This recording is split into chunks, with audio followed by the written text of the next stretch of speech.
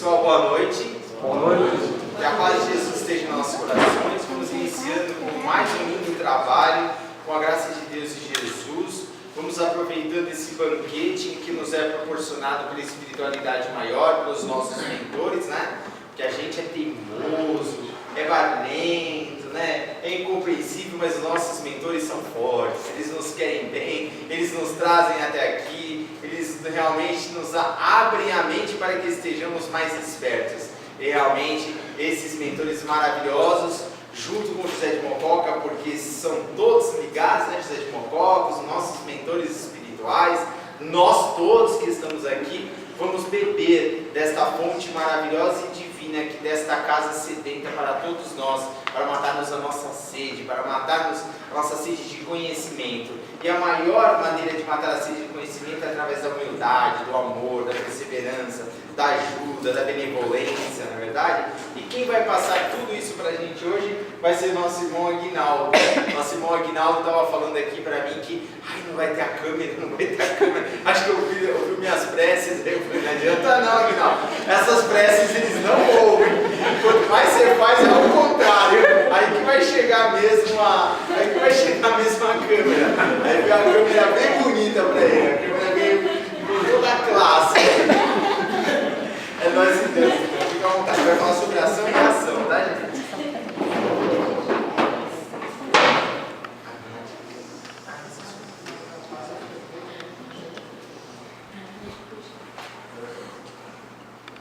Boa noite, gente. Boa noite. Boa noite. A paz a todos. É uma alegria estar aqui com vocês, né?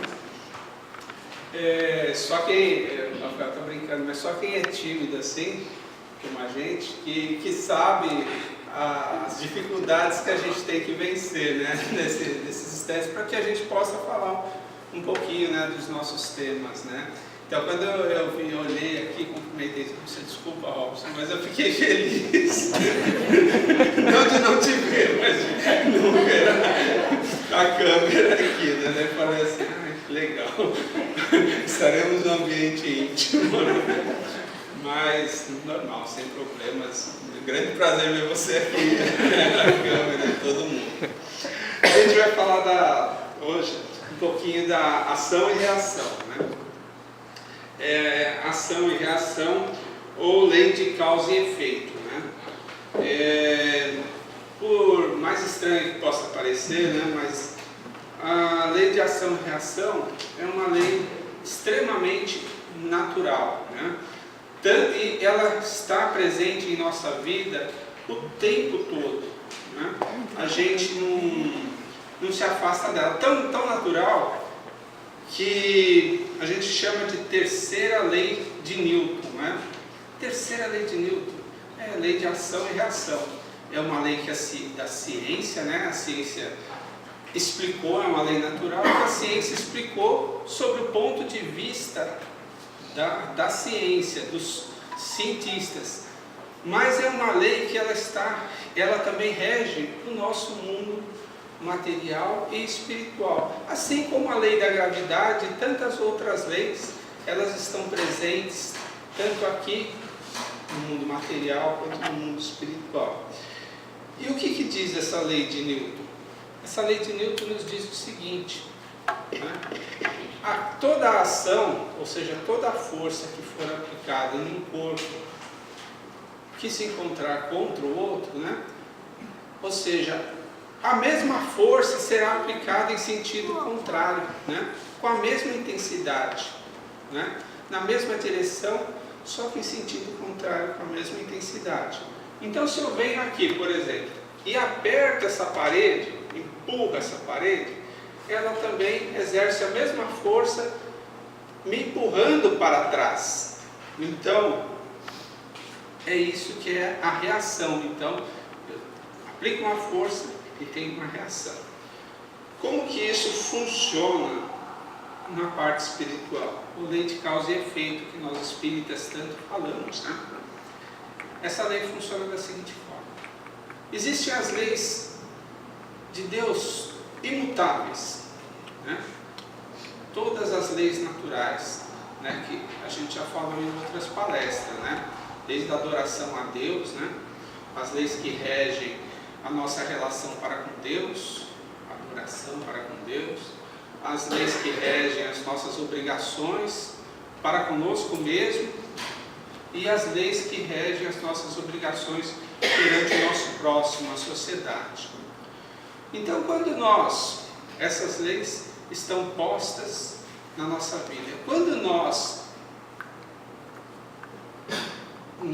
vamos contra essas leis, ou seja, quando nós agimos, nós temos uma ação que ultrapassamos, transgredimos essas leis, essa mesma lei, ela age sobre nós, na forma de uma reação. Então nós temos uma interação com as leis de Deus. Então quando eu transgrido a lei do amor ao próximo, eu pratico o mal contra o próximo, eu vou sofrer o efeito dessa transgressão. E nós vamos ver daqui a pouquinho. E o mais interessante, essa transgressão que eu cometo contra o próximo, pode também ser contra mim mesmo. Porque Deus não está vendo só as faltas que eu cometo contra o meu próximo, mas Ele está vendo as faltas que eu cometo contra mim mesmo. Eu também transgrido a lei quando eu não me respeito, né? Então muitas pessoas falam assim: você fez o mal e não foi castigado, ou não foi punido. Ou eu fumo e eu não estou prejudicando ninguém. Então quando eu fumo, eu não estou prejudicando outrem, mas eu estou prejudicando a mim mesmo. E Deus está observando. Mas a gente espera que Deus, Ele nos castigue ou venha a nos punir. Por isso que às vezes a gente está diante das situações e não está enxergando o que está em nosso entorno. Nós não somos capazes de observar as leis de Deus. Elas passam pelos nossos olhos e nós não temos olhos para ver o que está acontecendo. Aí você me pergunta, mas como assim, né? Então vamos lá. Quando nós agimos contra Deus, ou contra o nosso próximo, ou contra nós mesmos, estamos tendo uma ação. Essa reação ela pode não vir de imediato para nós, ela pode vir com o decorrer do tempo. De acordo com a intensidade do mal que praticamos, também a intensidade do mal que nós vamos receber contra nós, né? Então a gente imagina que Deus, Ele vai nos punir, Ele vai nos julgar. Só que as leis de Deus, elas existem desde todo sempre. Deus não está esperando que a Maria do Carmo ou a Fátima transgrida a sua lei para fazer um julgamento da Maria do Carmo, um julgamento da Fátima individualizado. Quando Ele nos criou simples e ignorantes. Ou seja, o que quer dizer? Criou a nossa alma. Agora, não, um passado muito distante, a perder-se na eternidade. Estávamos lá, simples e ignorantes. Fomos evoluindo, ou seja, fomos ganhando inteligência, fomos amadurecendo nosso psiquismo. E nessa caminhada, quando entramos no reino nominal, ou seja, como nos conhecemos como homem vivendo em sociedade, a gente foi ganhando a capacidade cada vez maior de raciocínio. Então Deus nos criou assim, muito simples, sem maldade, sem conhecimento, sem nada. Para quê? Ele poderia nos ter criado com a nossa inteligência de hoje, com a nossa capacidade, ou mesmo capacidade superior, intelectual muito superior, mas não, Ele queria que nós aprendêssemos. Por quê? Ele não queria que nós fôssemos robôs programados, ou seja, eu faço um programinha de computador, solto esse robôzinho, esse, sabendo tudo que eu gostaria que soubesse, e todos são iguais. Não, Ele nos deixou que nós aprendêssemos. Então, em cada existência, vamos dizer assim, forma-se um capítulo da nossa vida como espírito. Em cada existência que nós passamos aqui pela Terra, vai se formando a personalidade, vai se formando o conhecimento. Nessa vida eu posso ganhar mais conhecimento científico, mais conhecimento intelectual. Numa existência seguinte, que é o objetivo da vida, eu posso ganhar mais conhecimento moral, eu posso aprender mais bondade, a ser mais amoroso. Então, nosso espírito, esse é o sentido, é a evolução. Então, todos estamos aqui na Terra para evoluir. Esse é o sentido da nossa existência, a evolução material, intelectual, moral. Ou seja, as duas asinhas, a sabedoria, né? E o amor, que faz com que a gente voe, né? Literariamente falando. Mas é para isso. Então, no decorrer dessas existências, Deus permitiu que nós viéssemos com essa capacidade e essas provas. Mas Ele também sabia, porque Ele é onisciente. Ele não é só onipresente, Ele é onisciente. E Ele sabia, para Ele não existe futuro, passado. Não existe, é sempre um presente. Então, ele, no contexto em que Deus está, Ele entende tudo no presente. Então, não existe o nosso passado, o nosso futuro. Então, Ele já sabia tudo o que aconteceria conosco. Seria muito pensar que Deus é muito cruel, né? Quando Ele, na realidade, é soberanamente bom e justo. Nós acharmos que Deus tivesse nos criado para sofrer. Ou seja, eu fiz uma coisa errada, eu transgredi a lei de Deus, eu vou para o inferno eterno. Eu posso ir para o inferno, vou sofrer lá o resto da minha existência espiritual, amargando, queimando no fogo do inferno, para o resto da vida. Isso não tem como, porque Deus já sabia que quando fazemos evolução, nós, no começo da nossa evolução como homens, nós estamos mais perto da selvageria, nós estamos mais perto do orgulho, da paixão. Só vamos deixar esses atributos, vamos dizer assim, ou essas inferioridades, à medida que evoluímos. Então Deus já sabia que erraríamos. Então o que Deus fez? Ele não nos criou no inferno eterno, Ele nos legou a lei de causa e efeito. Ou seja, essa lei já existe desde todo sempre. Então Deus não vai apontar, olha, agora eu vou te julgar, você errou nisso, vai te acontecer isso. Ou seja, você fumou nessa existência, você usou droga, você abusou do álcool, da bebida, na próxima existência você vai vir com um problema no seu pulmão, um problema da sua saúde, assim. Não, Deus não vai fazer isso. Porque a lei já existe, é igual a lei da gravidade. Se eu vou no topo de um prédio e resolvo me atirar, o que vai acontecer? A lei da gravidade está lá, me diz que eu vou estatelar no chão. Ou seja, a lei já existe. A lei de causa e efeito também, ela já existe. Então Deus não precisa nos punir individualmente. Não fiquem esperando um julgamento individual. Porque Deus, Ele já gravou na nossa consciência, muito antes dessa vida, logo no começo, nós já saímos com essa consciência, como se nós fôssemos, como se fosse um clone de Deus. Então, está no fundo do nosso subconsciente, está gravado o que é certo e o que é errado. Essas leis já foram gravadas aqui, e nós não vamos fugir dela. Então, se nós temos que sofrer, nós vamos sofrer, mas nós não vamos sofrer porque o outro quer. Não, nós vamos sofrer a reação dos atos que praticamos, das nossas próprias ações, né? Então, tem um capítulo no Evangelho segundo o Espiritismo, acho que é o capítulo 5, página 71. No capítulo Bem-aventurados os aflitos, né? Lá você tem a justiça das aflições, as causas atuais das aflições e as causas anteriores das aflições, né?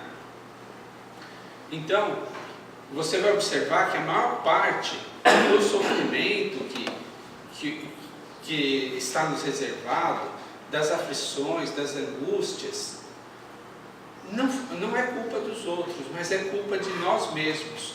Nós buscamos, e muitas das vezes nós achamos que coisas do passado, mas são 2/3 é tudo coisa da própria existência. Ou seja, que culpa tem Deus de eu escolher um emprego errado, se eu não estou feliz, de eu estar no lugar errado, eu vendi minha casa, eu me arrisquei no negócio, eu fui mal sucedido. A maior probabilidade era que realmente isso acontecesse. Eu busquei a tribulação, né? Por exemplo, eu montei uma empresa. Aí outro dia, né? Foi até engraçado.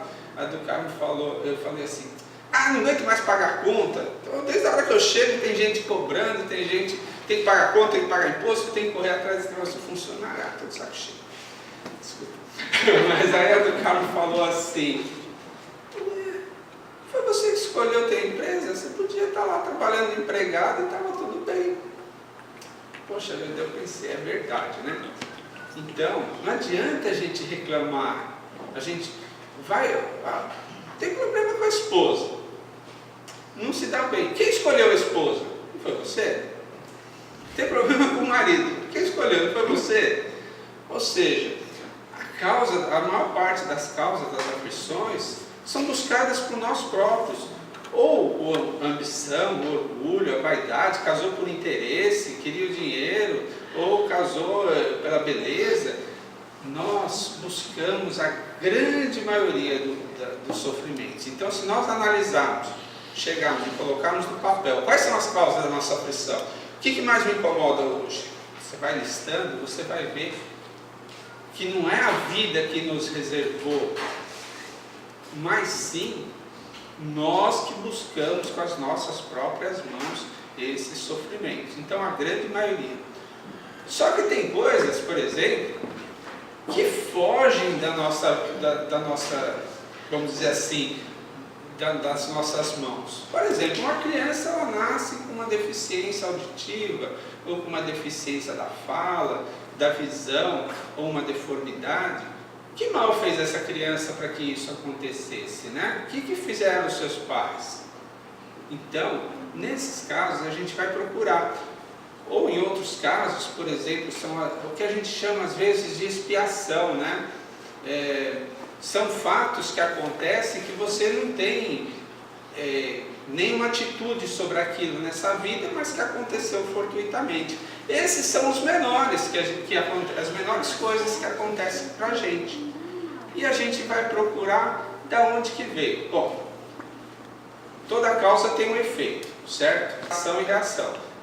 Se eu não pratiquei nada nessa existência para estar sofrendo por isso, eu posso buscar numa existência anterior.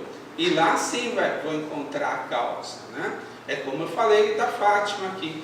A Fátima bebeu, fumou. Brincadeira, Fátima. Eu sei que você foi uma santinha. Nada disso se sucedeu. Mas não aconteceu nada com ela. Ela saiu da vida ainda cantando, dando gargalhadas ainda, né? E servindo de mau exemplo para um monte de gente, né? Fumando seu charuto lá, seu cigarrinho. E estava ótimo. Beleza. Só que nada passa pela lei divina, ou seja, ação e reação. Então ela transgrediu as leis. E ela vai ter que se reharmonizar. Ou depois que ela sai na vida, que a gente chama de erraticidade, né? Que é um período entre uma existência e a outra, né? Ou durante esse período, ou nas próximas existências, ou encarnações, queira se chamar.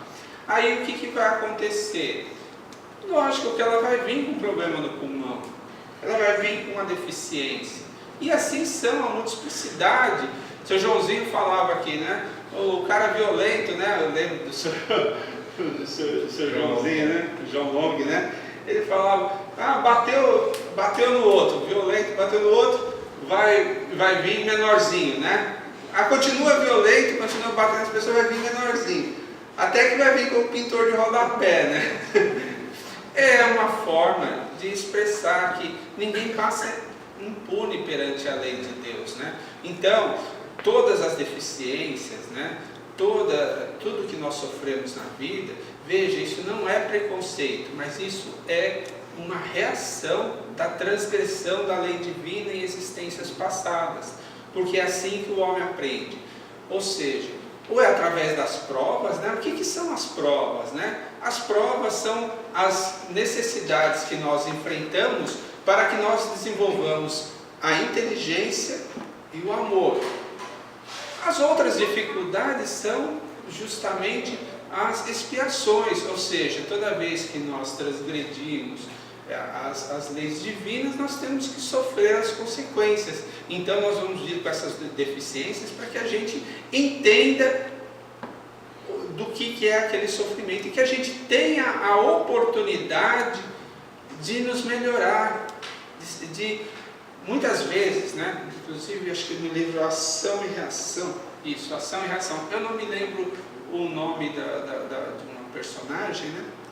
Agora não me recordo, mas me veio na cabeça agora, em que o espírito, ele foi, esse livro, Chico Xavier, o espírito ele foi encarcerado em vida.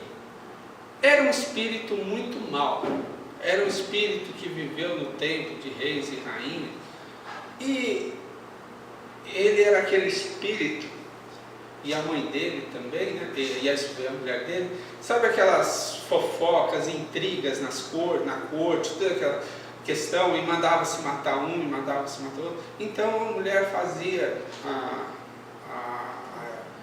as fofocas, né? E ele era o mal que mandava executar. Então o trono dele foi todo manchado de sangue, né? Que assim ele conta, né? Mas ele era essencialmente mau, e ele não se arrependeu muito. A mulher voltou como mãe numa encarnação e recebeu ele como filho. Só que a maldade dele ainda não tinha cessado. Ele precisava viver aquela experiência, né? Então a espiritualidade fez com que ele desaparecesse daqueles espíritos que buscavam ele incessantemente, buscando vingança, tudo, porque foi uma piedade que a espiritualidade teve para com ele e o colocou num corpo de uma criança totalmente deficiente, que ela não ouvia, não enxergava e não podia se expressar. André Luiz, como seu mentor, foi à casa desse espírito onde ele havia reencarnado, né, juntamente com sua mãe, e ali o instrutor do André Luiz começou a explicar essa situação que eu contei para vocês, né? E aí colocou o André Luiz, como ele não se expressava, né, colocou o André Luiz em sintonia para que o André Luiz ouvisse os pensamentos, ou seja, mesmo no espírito sem poder se manifestar, totalmente encarcerado naquele corpo deficiente, ainda tinha os pensamentos ligados lá no passado, aonde ele cometeu essa maldade. E o André Luiz pôde ouvir nitidamente as expressões, as conspirações, os assassinatos, todas aquelas situações que envolveram muito sangue, né? O tesouro que eles angariaram ali naqueles palácios, mas tudo em torno do sangue alheio, né? E foi uma situação muito triste, mas eu contei para elucidar o porquê que a gente passa, às vezes, a gente tem um filho, um parente, ou um amigo em grau de deficiência, né? Ou às vezes perde um braço, perde uma perna, né? Por exemplo, eu até tinha separado aqui para vocês um caso, né, do Hilário Silva, né, do livro A Vida Escreve, de Francisco Cândido Xavier e o Valdo Vieira. Tem uma história de Saturnino Pereira. Saturnino Pereira era um trabalhador igual a gente aqui da casa, né, que trabalhava muito na casa, desde criança, né? Desde a mocidade dele, ele trabalhava muito na casa. Então, todos os colegas dele da casa o admiravam, porque ele se entregava ao bem do próximo, ajudava todo mundo, não praticava maus atos, né? ele era um verdadeiro exemplo na casa espírita, né? Trabalhando certo dia numa máquina, né? Porque todo mundo, quem está aqui trabalhando também trabalha fora, né? Ninguém vive só de espiritismo, né? E aí ele passou na máquina, perdeu o dedo, né? Perdeu um dos dedos, né? E aí isso provocou, aqui acontece em toda casa espírita, né? Aqueles comentários, né? Poxa vida, mas será que Deus é tão justo assim, né? Fez nada, por que aconteceu isso? Era um cara tão bonzinho, né? Assim, bonzinho igual a gente, né? Era um cara, e realmente ele era dedicado, né? Aí, com esse burburinho, precisou a espiritualidade vir e explicar, como às vezes vem aqui a espiritualidade nos explicar, né, algumas coisas que acontecem que a gente não entende. Então a espiritualidade se manifestou, né? E o mentor da casa explicou o que havia acontecido, né? O Saturnino, numa existência passada, muito distante, ele foi senhor de engenho. Só que ele não era essa criatura boazinha que se apresenta como hoje nós somos, né? E ele era. Ele não era tão bonzinho assim. Ele era um senhor de engenho mau. Ele tinha más tendências. E certa vez ele puniu um escravo do seu engenho, fazendo, uma das penas que ele aplicou foi que o escravo perdesse o braço. Então enfiou no engenho o braço do escravo, até que perdeu. O escravo teve o braço arrancado e triturado. E aquela maldade que ele fez, ele foi para a vida espiritual sem responder por aquilo, porque os senhores de engenho faziam o que queriam naquela época, né? Mais ou menos igual aos nossos deputados hoje. Então, o que aconteceu?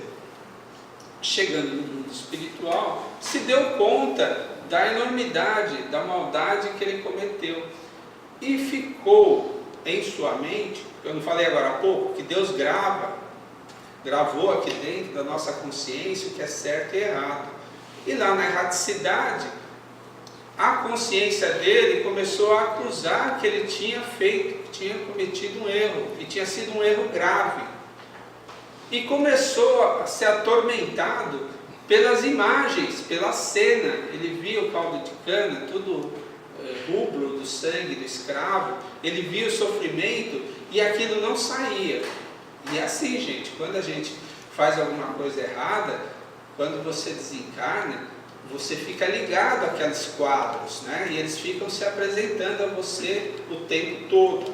E ele ficou preso por muito tempo nisso, sofrendo, porque aí vem o remorso, o sentimento de culpa, vem aquela dor. E ele entrou na paranoia, como a gente acontece quando a gente desencarna e tem acometido esses crimes. Sofreu muito. Por misericórdia da providência divina, concederam a ele uma oportunidade de reencarnação. E ele reencarnou. Depois que ele passou pelas casas espirituais, que foi ensinado, assim como nós todos que estamos aqui, passamos, foram nos dadas lições básicas, né, de civilização, de amor ao próximo, tudo, e nós falamos, vamos nessa, e encarnamos aqui. Só que quando chegou aqui, o que aconteceu? Ele aproveitou nessa existência, ele aproveitou ao máximo. Ele se dedicou à casa espírita, ele se dedicou ao amor ao próximo, se dedicou a tudo que ele podia do bem. Então, Deus modificou a providência divina, modificou a pena dele. Então veja, a reação que nós sofremos, ela pode ser mudada em intensidade e ela pode inclusive ser anulada. Ela pode também ser parcelada, como o próprio Chico nos disse. É lícito pedir, quando vivemos uma tribulação, quando vivemos um sofrimento, é lícito para o homem pedir misericórdia a Deus e que parcele suas dívidas em maior número, como um credor. Você chega, olha, eu não tenho condições de pagar. Você pode em vez de me cobrar R$1.000 agora, você pode dividir em 10 vezes, eu tenho condições de pagar 100 por mês, né? Ou mesmo a nossa dívida pode ser liquidada antecipadamente. Então nós podemos ser felizes. Veja, depende da gente. Foi o que aconteceu com o Hilário. O Hilário, ele pegou, ele falou assim, ótimo,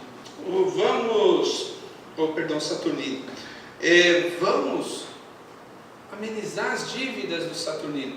Então ele trabalhou muito no bem. Então, em vez de ele perder o braço, ele entrou com esse objetivo na vida. Ele já sabia, ele fez um compromisso no plano espiritual, que ele queria perder não só o braço, mas ele queria perder o braço que fosse mais importante para o trabalho dele. No caso, ele era destro, ele canhoto, seria o braço esquerdo, o braço que fosse mais importante, para ele anular aquela falta, para ele entender esse sofrimento que o outro homem passou, para que nunca mais no futuro ele cometesse essa falta. Só que muito antes disso, de acontecer isso, que acontecer quando ele tivesse uma certa idade, muito antes disso ele trabalhou muito em prol do bem, e justamente foi o que aconteceu. Ele não perdeu o braço, ele perdeu o dedinho. Mas perdeu o dedo. É triste, mas veja bem o que é um dedo perante o braço todo.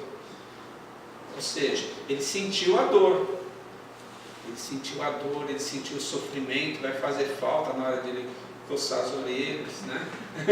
Vai fazer falta para ele. Ele vai saber o que é. Mas não houve a perda do braço todo, que seria um grande prejuízo, uma grande dor, um grande sofrimento. Então Deus pode nos conceder a bênção do amenizar das nossas provas, e pode também parcelar as nossas provas. Suas atribuições estão muito difíceis, não está dando para suportar, peça a Deus, ore, converse com Deus de coração e se modifique, que é o que a gente sempre fala aqui nas palestras. Reforma íntima, olha o amor, vamos fazer o bem ao próximo. Por quê? Se você tiver um desejo sincero de se modificar, Deus entende, a espiritualidade entende e ameniza. Então a reação, ela vem com certeza, é uma lei da natureza. Se não vier nessa existência, virá numa próxima, ou em uma outra, ou virá parcelado, ou virá tudo de uma vez. Uma vez que sabemos que somos devedores, porque se assim não fosse, se nós não fôssemos devedores, nós não estaríamos aqui. Por que estamos aqui? Francisco de Assis, cadê ele? Não está aqui, né? Vitório de Pá. Jesus não está aqui. Maria Santíssima não está aqui. Ou seja, se nós estivéssemos tão bem assim, se não fôssemos devedores e já tivéssemos todos os conhecimentos necessários, não precisaríamos reencarnar aqui no mundo de provas e expiações. E esse é o mundo de provas e expiações.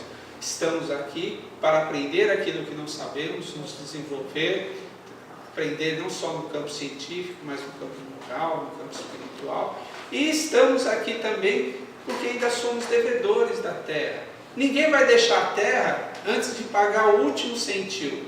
Ou seja, antes de nós nos harmonizarmos com todas as leis da natureza, nós não vamos deixar a terra. Nós vamos reencarnar tantas vezes quantas forem necessárias, tá? Então nunca é tarde para a gente começar a se arrepender do passado, a orar e trabalhar em prol do bem. Tá bom, gente? Muito obrigado pela atenção, obrigado por terem vindo, obrigado por estarem aí me acompanhando.